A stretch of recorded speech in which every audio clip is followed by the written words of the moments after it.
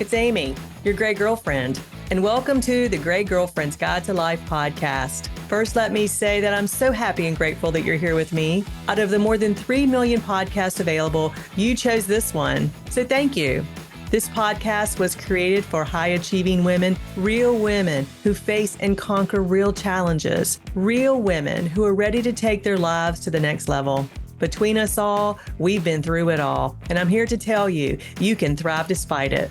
So whether you're commuting to or from work or doing one of the other 50,000 things you do on a weekly basis, pop in your earbuds, my friend, and let's go.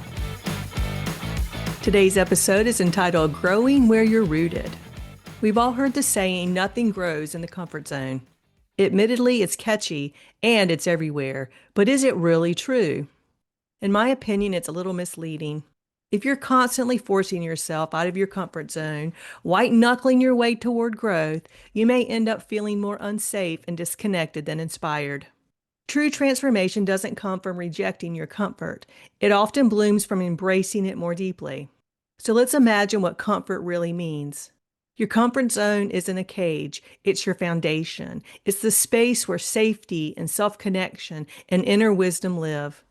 When you build from that place, your growth becomes less about fear and more about expansion. It's not about leaping off cliffs, unless you choose to do so. It's about stretching your edges while staying rooted in self-trust. The phrase, step out of your comfort zone, was meant to spark courage, and for many it does. But it's also been twisted into a rallying cry for hustle culture. Push harder, risk more, never settle. And while there's value in challenge, the problem arises when we chase discomfort for its own sake, when we believe that ease means stagnation, that rest means laziness, that if we're not constantly uncomfortable, we must not be growing. The truth? Comfort zones aren't where dreams go to die. They're where dreams are conceived. Think about it. When do you have the most creative ideas? When do you feel brave enough to imagine a new future? Usually not when you're panicking or forcing yourself into situations that feel unsafe. Your nervous system thrives on safety. It's wired for survival first, creativity second. So if you're always pushing beyond what feels manageable, your body may interpret growth as danger rather than opportunity. And that's when burnout and comparison and self-doubt sneak in, disguised as motivation. Real growth happens when your system feels safe enough to expand. And that means embracing your comfort zone as the fertile soil that nourishes your next stage of evolution. Here's what I mean by that. See your comfort zone as a growth partner. Imagine your comfort zone as a cozy, well-lit room inside your mind. It's filled with the habits and beliefs and routines that make you feel grounded. Some of them may need refreshing, but that doesn't mean the room is bad. In fact, it's often in this room where you can observe your patterns clearly. You can rest and reflect and intentionally decide what stays and what needs to shift. Growth isn't always a leap. Sometimes it's a gentle rearranging of the furniture. The more you honor that safety, the more energy you have to experiment with small, meaningful changes that lead to big evolution. If you're feeling guilty about not being bold enough, take a breath and show yourself some love. You might already be growing in ways you can't see. Here are 5 signs that you're expanding from within the comfort zone. Number 1, you're learning to rest without guilt, and it feels new. When you believe that you have to hustle all the time, resting feels unfamiliar. Number 2, you're becoming more selective about what and who you give your energy to. Number 3, you're saying no without elaborate justification because you feel no need to explain yourself. You know that no is a complete sentence, but you choose to throw in a thank you to be polite, as in, no thank you, but thanks for asking. Sidebar here, if you haven't listened to the episode entitled You Got Some Splaining to Do, go listen to it now so you can drop the need to explain yourself like a hot potato. Number 4, you're able to sit in silence without reaching for your phone. That's a biggie.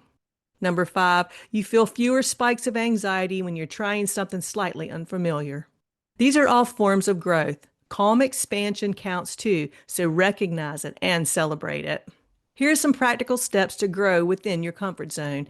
Here's how to nurture growth without abandoning what feels right for you. Step 1, redefine what growth means to you. Take away the universal pressure to always do more. Real empowerment is about your own rhythm. Ask yourself, what kind of growth feels peaceful to me right now? Maybe it's emotional or spiritual or relational. Growth doesn't necessarily have to be career oriented or financial. Give yourself permission to grow quietly instead of loudly. There will be times when you're ready to grow loudly, but quiet growth is just as valuable, if not more. Step 2, build micro stretches into your routine. You don't need to take massive risks to evolve.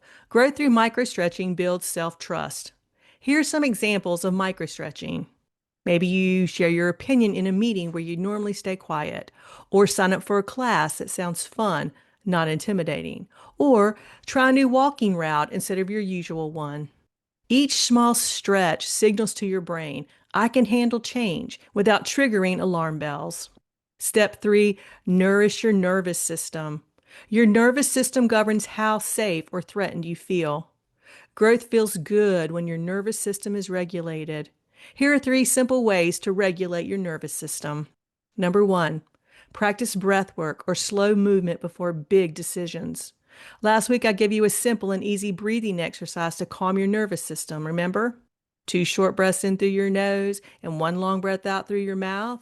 Remember, it went like this: 2 short breaths in, 1 long breath out, 2 short breaths in, 1 long breath out. Do it with me one more time. 2 short breaths in, 1 long breath out. Number 2, here's another way. Prioritize environments that feel emotionally safe, not just impressive.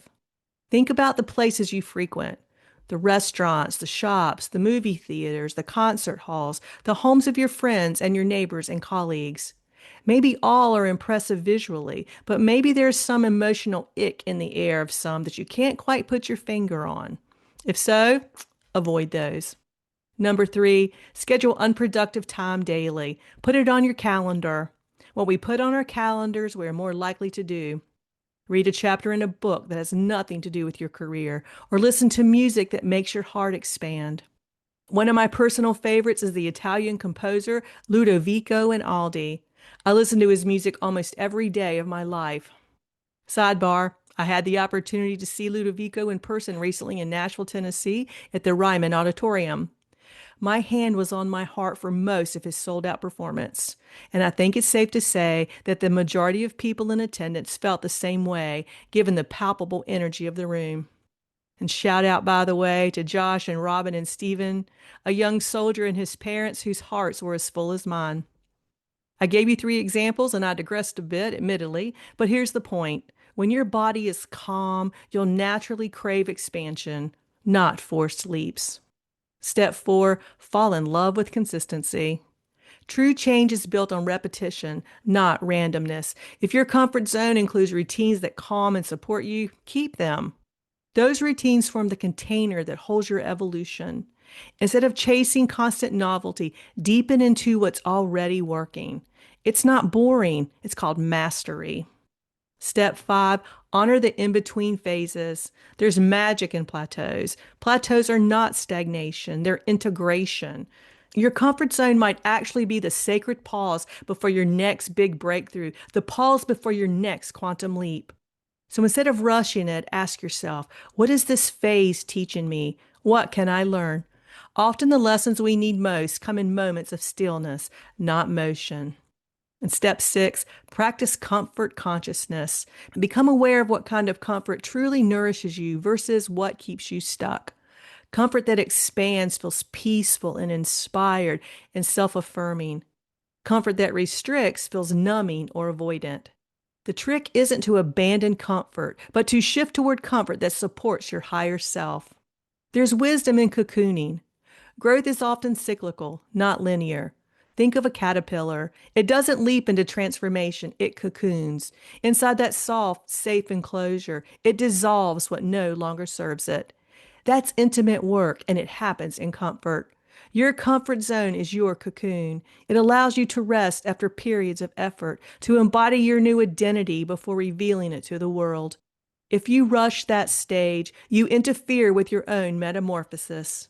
So the next time someone says, hey, get out of your comfort zone, just smile and say, hey, I'm actually redesigning mine. Thank you. Because you can grow and evolve and rise, all while honoring safety and rest and ease. Expansion isn't meant to be forced, it's meant to unfold. You never see a flower wrestling against itself to bloom. It grows because the environment supports it. When you treat your comfort zone as sacred rather than shameful, you create fertile ground for change that lasts. Not the kind that's performative or reactive, but the kind that reshapes who you are from the inside out. You don't have to leap if your heart isn't ready, and nothing or no one can stop you when you are. Sometimes the most courageous thing you can do is stay. Stay still, stay grounded, stay true until your next evolution feels like the most natural step. So here's the takeaway. You don't evolve by escaping yourself. You evolve by trusting yourself enough to rest inside your comfort zone and to let it do its quiet healing work. That's where transformation finds you, when you're finally still enough to listen. So no, your comfort zone isn't the problem. Your comfort zone is your teacher, it's your sanctuary, and often it's the launch pad for your next beautiful season of growth. The key isn't to fight it, the key is to bloom through it. Wishing you peace and plenty of blooming. Until next time, this is Amy, your gray and comfort zone stretching girlfriend. Hey, it's Amy. Did you know that what we tell ourselves about ourselves impacts every decision we make? Every decision. So if you're feeling stuck in any aspect of your life, RTT can help. Want to know more? Go to amyblairlawson.com or click on the calendar link in the show notes to schedule your complimentary 30-minute consultation. Oh, one last thing. I can't forget the legal stuff. You know what I'm talking about. The language a lawyers write that I have to read to you. Well, here it goes. This podcast is for educational and entertainment purposes only. While I am a rapid transformational therapy practitioner, a certified divorce financial analyst, and a licensed investment advisor, this podcast is not intended as a substitute for a private session or a consultation. Got it? All right. Until next time, wishing you peace and plenty of all good things.